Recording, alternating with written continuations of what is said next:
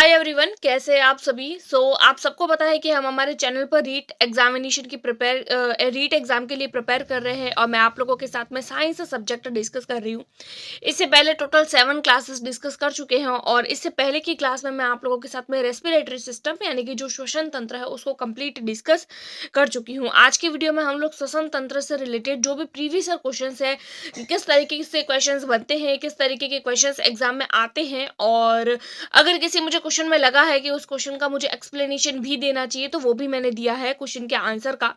और उसके अलावा इस कंप्लीट पीडीएफ को प्राप्त करने के लिए आप मेरे टेलीग्राम ग्रुप को ज्वाइन कर सकते हैं। वहां पर मैंने जो है वो रीड साइंस के जो नोट्स है वो भी मैं शेयर कर रही हूँ, साथ साथ में ये पीडीएफ भी शेयर कर रही हूँ। स्टार्ट करते हैं वीडियो को। सबसे पहला पूछा है क्वेश्चन कि मुख्य श्वसन अंग कौन सा है। सबसे पहला क्वेश्चन है कि मुख्य श्वसन अंग कौन सा है, मुख है, नासिका है, डायफ्राम है या फिर ग्रसनी है। तो जब मैंने पढ़ाया था तो बताया था मैंने आप लोगों को कि मुख्य श्वसन अंग जो होता है वो नासिका होता है और दूसरा श्वसन अंग जो होता है वो मुख होता है। तो यहाँ पर फर्स्ट क्वेश्चन का हो जाएगा B will be right answer. अगला क्वेश्चन है हमारे पास में, श्वास नली कभी भी सिकुड़ती नहीं है, ये भी मैंने बताया था। तो ऐसा क्यों होता है, तो मैंने आप लोगों को एक चीज समझाई थी कि जो श्वास नली होती है उसके अंदर कुछ इस तरीके से जो होती है वो आकृति होती है, सी आकार के छल्ले होते हैं, इस तरीके से स्ट्रक्चर बताया था मैंने। तो श्वास नली कभी भी क्यों नहीं सिकुड़ती है, तो कोई ऑप्शन देख लीजिए, उसमें सी आकार के छल्ले होते हैं, एच आकार के छल्ले होते हैं, उपास्थि हड्डी होती है, या फिर कोई नहीं। तो श्वास नली क्यों नहीं सिकुड़ती है, तो श्वास नली में सी आकार के उपास्थि छल्ले होते हैं। तो सेकंड का हो जाएगा A will be right answer. Next question है और नेक्स्ट क्वेश्चन आप लोगों की जो है वो सीटेट में पूछा गया है। सीटेट 2022 और सीटेट 2023 दोनों बार पूछा गया है, तो मतलब इंपॉर्टेंट है और रीट में भी पूछा जा सकता है। क्वेश्चन है हमारी मांसपेशियों में अनऑक्सी श्वसन के फलस्वरूप कौन सा उत्पाद बनता है, ये भी मैंने पढ़ाया था। अनऑक्सी श्वसन के दौरान कौन सी चीज बनती है, पता होना चाहिए आप लोगों को। जल होता है, अल्कोहल, ग्लूकोज या फिर लैक्टिक अम्ल। तो अनऑक्सी श्वसन के दौरान जो होता है वो एक ही चीज बनती है, लैक्टिक अम्ल, और उस दौरान ही हमारे शरीर के अंदर दर्द होता है, थकान होता है, क्योंकि जब हम ज्यादा वर्कआउट करते हैं तो हमारे शरीर में ऑक्सीजन के बजाय अनऑक्सीजन होता है, और अनऑक्सीजन की बजाय हमारे शरीर में जो है वो हमारे शरीर में थकान होती है और लैक्टिक अम्ल बनता है, यानी लैक्टिक अम्ल बनता है इसीलिए थकान होती है। नेक्स्ट क्वेश्चन है और काफी अच्छा क्वेश्चन है और लेवल का क्वेश्चन है, मानव कंठ के विषय में कौन सा कथन सत्य है और कौन सा कथन असत्य है। यहाँ पर आप लोगों को 4 जो है वो अभी कथन दिए हैं और बाद में बताया है कि कौन सा सत्य है कौन सा असत्य है। काफी अच्छा क्वेश्चन है और सीटेट 2023 में पूछा गया सवाल है। यहाँ पर मैंने शिफ्ट भी लिखी है। सीटेट में 28 जनवरी 2023 को जो पेपर हुआ था, शिफ्ट सेकंड का ये पेपर है। क्वेश्चन क्या है हमारे पास में कि मानव कंठ के रिगार्डिंग कौन सी एक बात ठीक है। कंठ में श्वास नली खाद्य नली के सन्निकट होती है, बात तो बिल्कुल ठीक है भाई। जो कंठ के अंदर हमारा जो कंठ होता है उसमें श्वास नली और खाद्य नली दोनों पास पास होते हैं, बात बिल्कुल ठीक है। कंठ में एक पल्ले जैसा वॉल्व होता है, बिल्कुल होता है, अभी मैंने आप लोगों को बताया पल्ले जैसा वॉल्व होता है जिसको एपिग्लॉटिस बोलते हैं। एपिग्लॉटिस ढक्कन बोलते हैं, जिसके कारण श्वास नली में केवल श्वास और भोजन नली में केवल भोजन जाता है। वायु एवं भोजन कंठ में एक ही रास्ता साझा करते हैं, ये बात बिल्कुल गलत हो जाती है भाई। हम लोगों को पता है कि वायु के लिए यानी कि सांस लेने के लिए श्वास नली होती है और भोजन के लिए क्या होता है, भोजन नली होती है। तो सी गलत हो गया, ए और बी सही है, यानी कि S1 S2 सही है, S3 गलत है। चौथा है कभी कभी भोजन के कण श्वास नली में जाते हैं जिसके कारण हिचकी आती है, तो ये बात भी ठीक है। तो पहला, दूसरा और चौथा ठीक है। तो देख लीजिए पहला, दूसरा, चौथा किस में है, तो वो आप लोगों को दिख रहा है कि पहला, फर्स्ट, सेकंड और फोर्थ सत्य है और S3 क्या है, असत्य। तो काफी अच्छा क्वेश्चन था, अगर आप लोगों ने डेप्थ में पढ़ा है तो आप लोगों को इस तरीके से क्वेश्चन सॉल्व करने में हेल्प रहेगी। नेक्स्ट क्वेश्चन है हमारे पास में, मानव में सांस लेते समय अंतः श्वसन की क्रिया होती है, तो उसको स्पष्ट करने के लिए सही उत्तर क्या होगा। सांस लेने के लिए अंतः श्वसन की क्रिया होती है भाई, अंतः श्वसन की क्रिया होती है, तो ये मैंने आप लोगों को कंप्लीट प्रोसेस बहुत अच्छे से समझाया है। अगर आप लोगों ने उसको समझ के अगर आप लोग क्वेश्चन कर रहे हैं ना, तो आप लोगों से ये क्वेश्चन 100% सॉल्व हो जाएगा। वायु अंदर आती है तो पसलियां अंदर आती है, बिल्कुल नहीं। मैंने आप लोगों को बताया था वायु अंदर आती है तो पसलियां बाहर आती है, तो पहला नहीं होगा। दूसरा आता है वायु बाहर निकलती है तो पेशियां भी बाहर निकलती है, बिल्कुल नहीं। वायु बाहर निकलेगी तो पेशियां अंदर जाएगी, तो ये भी गलत हो जाएगा।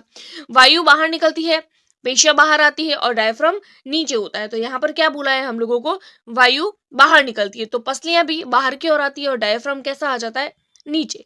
आगे बोला है वायु अंदर जाती है, भाई वायु जब बाहर आती है तो पसलियां बाहर नहीं आती है, वायु जब बाहर निकलती है तो पसलियां अंदर की ओर जाती है, तो सी भी नहीं होगा। डी में क्या बोला है, वायु अंदर आती है पसलियां बाहर जाती है, भाई वायु अंदर आएगी तो पसलियां बाहर आ जाएगी और डायफ्राम कैसे आ जाएगा, नीचे। तो यहाँ पर हमारा डी ऑप्शन राइट हो जाएगा। और ये सवाल आप लोगों की सीटेट परीक्षा में पूछा गया सवाल है, सीटेट 2022 में। इसका एक्सप्लेनेशन भी देख लेते हैं क्योंकि थोड़ा सा टफ क्वेश्चन है, कंफ्यूजन वाला है। क्या पूछा है एक्सप्लेनेशन में, बोला है मानव में सांस लेते समय अंतर श्वसन की प्रक्रिया होती है तो वायु अंदर जाती है, पसलियां बाहर को आती है, डायफ्राम नीचे होता है। अंतर श्वसन के समय पसलियां बाहर की ओर गति करती है और डायफ्राम नीचे की ओर आता है। और ये जो एक्सप्लेनेशन है ना वो बहुत ज्यादा इंपॉर्टेंट है, और मैंने मेरे नोट्स में भी आप लोगों के साथ में ये सारी चीजें डिस्कस करी है। सारे के सारे क्वेश्चन आप लोगों को नोट्स में से ही मिलेंगे, आप लोग देख लीजिए, भले कोई भी पेपर उठा के देख लीजिए और मेरे नोट्स उठा के देख लीजिए। फ्री ऑफ कॉस्ट है, आप लोग मेरे टेलीग्राम ग्रुप पर जाकर वहां से ले सकते हैं। अगला कौन सा क्वेश्चन है, छठा नंबर, जब मानव श्वसन के दौरान ऑक्सीजन अंदर खींचते हैं तो कौन सी क्रिया नहीं होती है। भाई श्वसन करते हैं तो कौन सी क्रिया नहीं होती है। नाखूनों से हवा अंदर की ओर आती है, बात बिल्कुल ठीक है, ये तो प्रोसेस होता है। पसलियां बाहर आती है, ये तो बात ठीक है। फेफड़े फैलते हैं, ये भी बात ठीक है। लेकिन मध्यपट ऊपर नहीं आता, मध्यपट नीचे आ जाता है जब हम यानी कि जब हम ऑक्सीजन को अंदर खींचते हैं।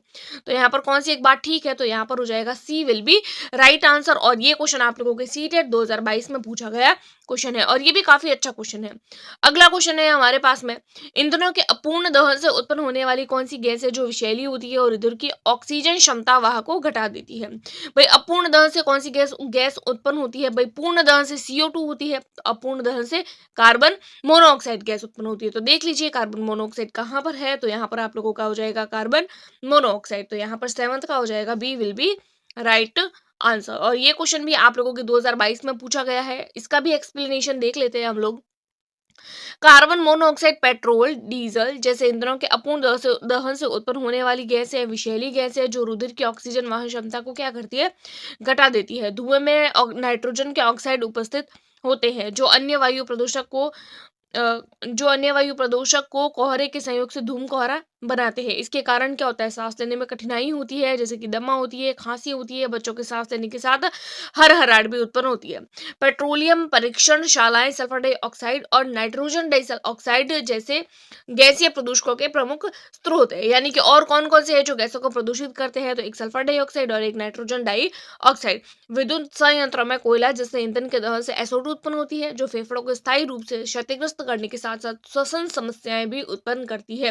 काफी अच्छी चीजें दी है, और ये सारा का सारा एक्सप्लेनेशन आप लोगों को क्लास 8th का जो 6th चैप्टर है दहन वाला, उसके अंदर कंप्लीट ये चीजें आप लोगों को दी हुई है। अगला क्वेश्चन है हमारे पास में 8 नंबर, कभी कभी बहुत ज्यादा व्यायाम करने से हमारी मांसपेशियों में ऐंठन आ जाती है, यानी कि दर्द होने लगता है, उनमें जो है वो कड़क हो जाती है हमारी मांसपेशियां। तो इसका क्या कारण है। वायवीय श्वसन होता है, अल्कोहल, लैक्टिक अम्ल और ऊर्जा उत्पन्न होती है। अवायवीय श्वसन होता है, अल्कोहल, CO2 और ऊर्जा उत्पन्न होती है। वायवीय श्वसन होता है, लैक्टिक अम्ल और CO2 उत्पन्न होता है, ऊर्जा उत्पन्न होती है। अवायवीय श्वसन होता है, लैक्टिक अम्ल और ऊर्जा उत्पन्न होती है। भाई हम लोगों को पता है कि जब बहुत ज्यादा व्यायाम करते हैं तो कौन सा जो है वो श्वसन होता है, तो अवायवीय श्वसन। तो पहला और तीसरा तो हट जाएगा। उसके बाद में देखते हैं, पहला और तीसरा तो हट गया।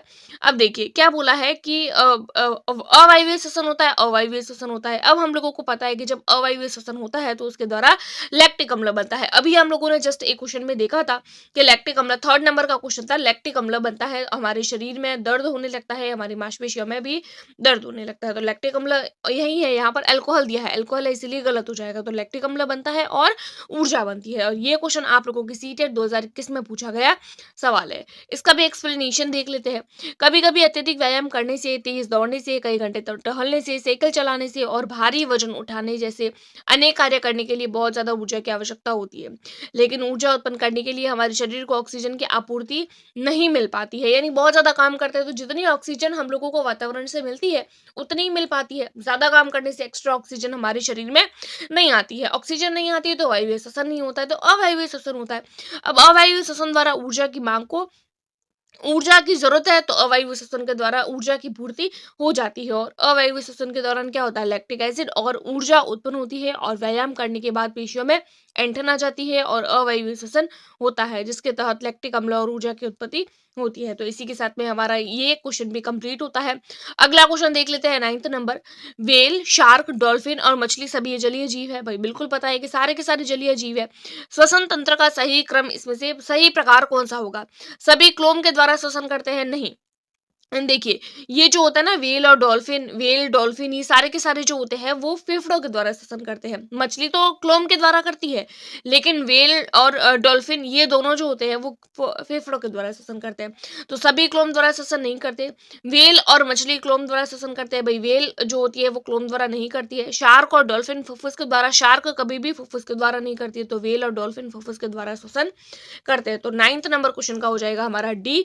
और ये क्वेश्चन आप लोगों की सीटेट 2021 में पूछा गया है। एक्सप्लेनेशन देख लेते हैं। व्हेल, शार्क, डॉल्फिन और मछली ये चारों ही जलीय जीव है, लेकिन व्हेल और डॉल्फिन केवल फुफ्फुस के द्वारा श्वसन करती है। ये स्तनधारी होते हैं और मछली की तरह क्लोम द्वारा सांस नहीं करते हैं, क्योंकि इनमें गलफड़े नहीं होते हैं। तो फेफड़ों के द्वारा श्वसन कौन करता है, तो वो व्हेल और डॉल्फिन। नाम आप लोग याद रखिएगा, व्हेल और डॉल्फिन, क्योंकि ये स्तनधारी होते हैं। अगला क्वेश्चन है हमारे पास में 10 नंबर सवाल। मछली या मत्स्य से क्लोम गिल का कार्य, यानी मछली में क्लोम का क्या कार्य है?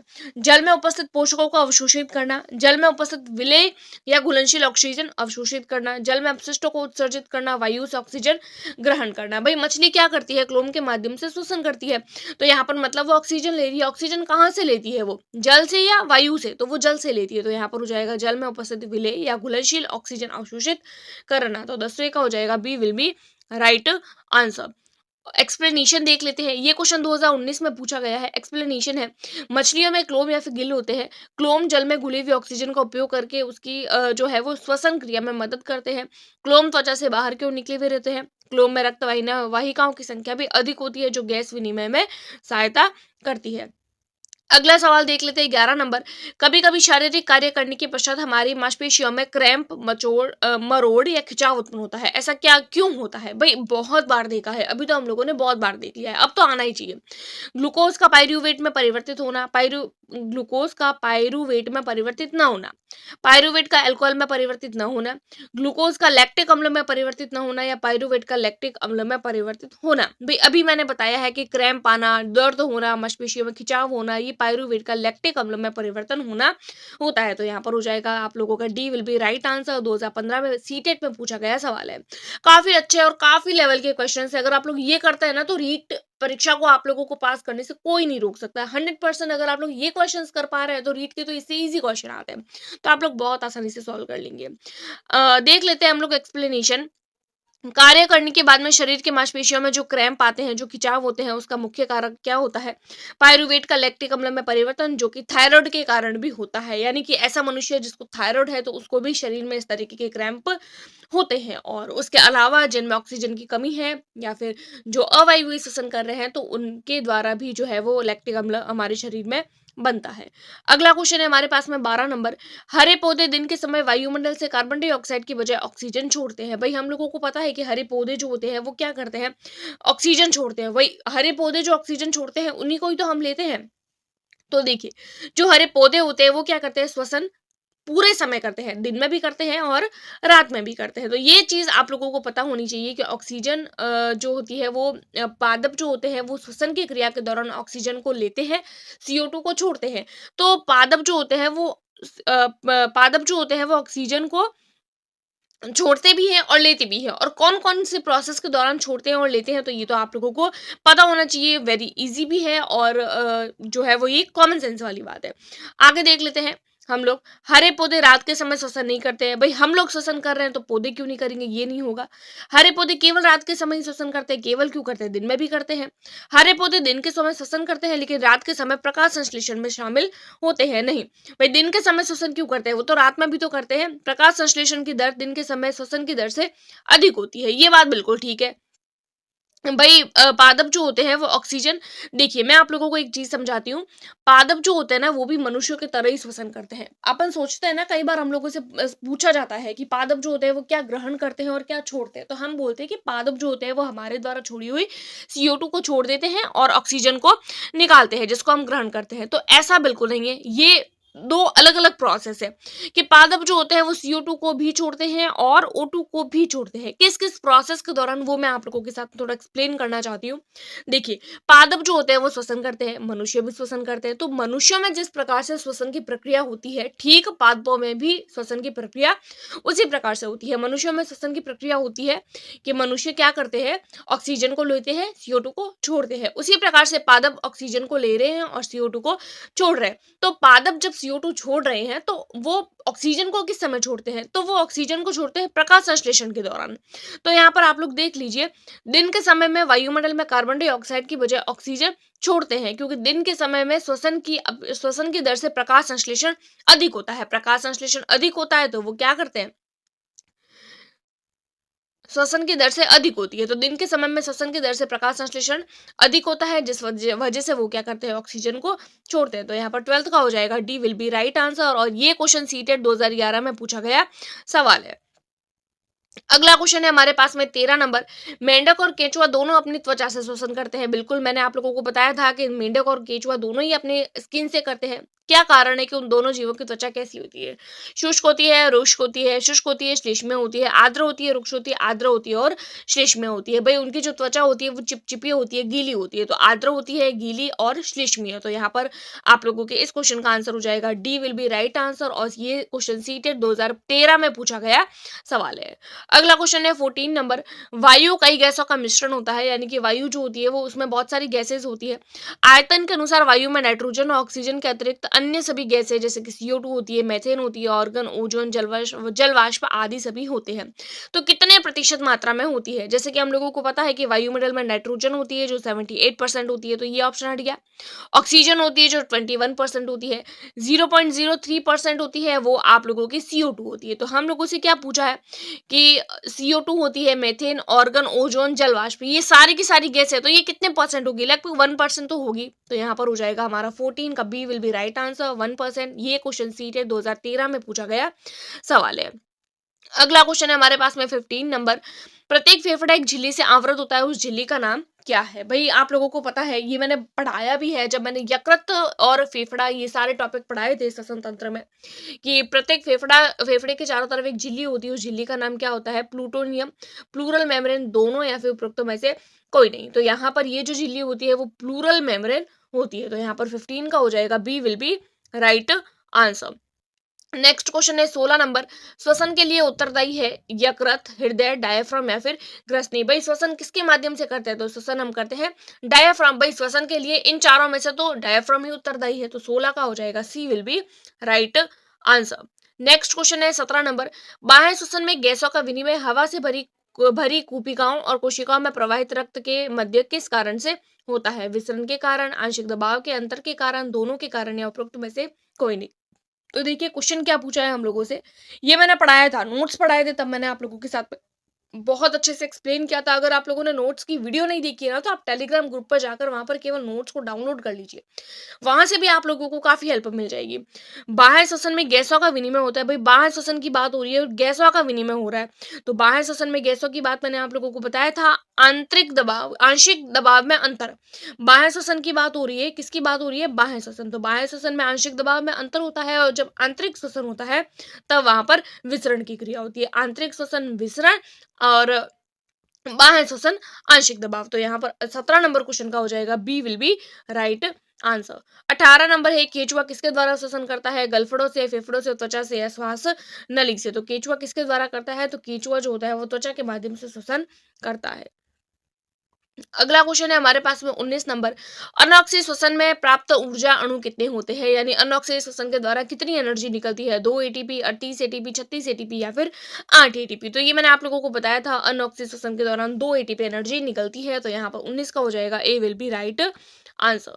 20 नंबर क्वेश्चन है, किस प्रकार के श्वसन में ग्लूकोज का पूर्ण अपघटन नहीं होता है। तो ये मैंने बताया था आप लोगों को, कौन सा श्वसन जिसमें ग्लूकोज का पूर्ण अपघटन नहीं होता है। तो इजी क्वेश्चन है, ऑक्सीय श्वसन, अनॉक्सिय श्वसन, क्रेब्स चक्र या फिर उपरोक्त सभी। तो अगर आप लोगों ने नोट्स पढ़े हैं तो आप लोगों से ये क्वेश्चन आसानी से सॉल्व हो जाएगा। और इस क्वेश्चन का आंसर ये आप लोगों का होमवर्क क्वेश्चन है, जो आप लोग मुझे कमेंट करके बताएंगे, ताकि मुझे पता चले कि आप लोगों को ये सीरीज हेल्पफुल रह रही है। सो आई होप आप लोगों को वीडियोस पसंद आ रही है रीड के लिए। और रीड के लिए अगर आपको कोई फ्रेंड भी प्रिपेयर कर रहे हैं तो आप उन लोगों को मैं हमारा चैनल ज़रूर से ज़रूर जो है वो रिकमेंड करें। सो आज की वीडियो में इतना ही। पीडीएफ के लिए आप मेरे टेलीग्राम ग्रुप को ज्वाइन कर लीजिए। Thanks for watching.